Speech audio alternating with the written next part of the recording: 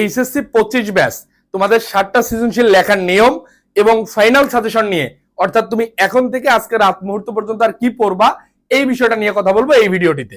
প্রথমেই একটু দেখো, 7টা সৃজনশীল লেখার জন্য তুমি কিন্তু ভাই এখানে 20 থেকে 22 মিনিট করে টাইম পাবা।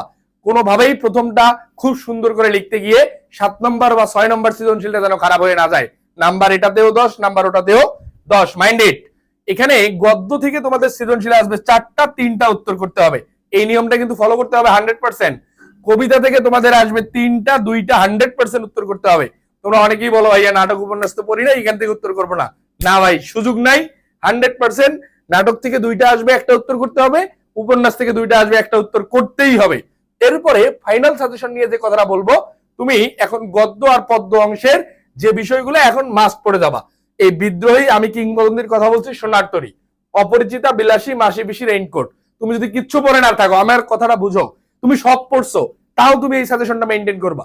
তুমি কিছুই পড়ো নাই, তাও তুমি এই সাজেশনটা মেইনটেইন করবা। এর পাশাপাশি নাটক উপন্যাস তো তুমি পড়বাই, এর পাশাপাশি নাটক উপন্যাস তো তুমি পড়বাই। এখন ফাইনাল সাজেশন কেন বলতেছি, তোমার হাতে যে 6-7-8 ঘন্টা টাইম আছে, এই কয়েকটা না পড়ে পরীক্ষার হলে যেও না ইনশাল্লাহ। সাইদ সজীব স্যার পেজে রাত 9টা 30-এ ফাইনাল লাইভটা থাকছে, চলে এসো এবং ওই ক্লাসে নাটক উপন্যাস গদ্য পদ্য ক্লিয়ারেন্স করে দেওয়া হবে। আল্লাহ হাফেজ, আসসালামু আলাইকুম।